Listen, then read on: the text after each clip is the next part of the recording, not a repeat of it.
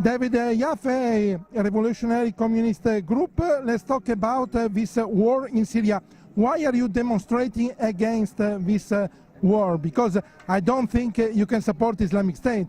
We don't obviously support the Islamic State, but we also don't import imperialist intervention in the Middle East.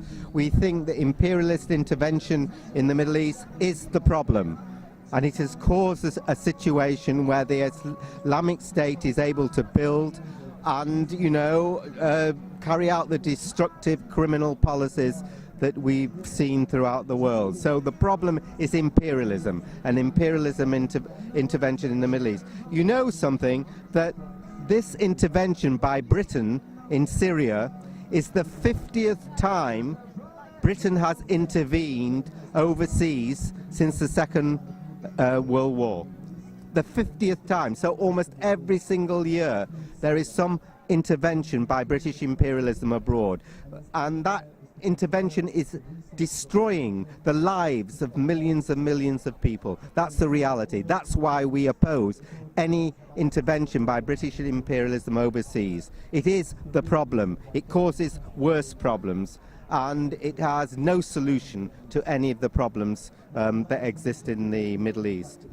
What do you think about the struggle of Kurds in Kobani and in general in this region? Well, they are fighting, for their own freedom and their own justice, right? And they have every entitlement to do that.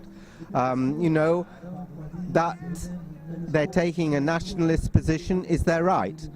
So, we support the Kurdish struggle for independence, just as we support the Palestinian struggle for independence. I think anybody who is for socialism, is for communism, has to support the right of nations to self-determination. And the Kurdish people have a right to their own country, their own freedom, and their own existence, essentially. And it's being denied them essentially by imperialism. I don't know if you know, but in this country, a couple of weeks ago, a young Kurd was arrested, was tried, and sent to prison for going out to Syria. Her intention was to go out to Syria. She actually never made it, but she was going to go out to Syria and fight on the side of the Kurds to defeat ISIS. And she was arrested in this country, right? And she's been sent to prison. And that shows you,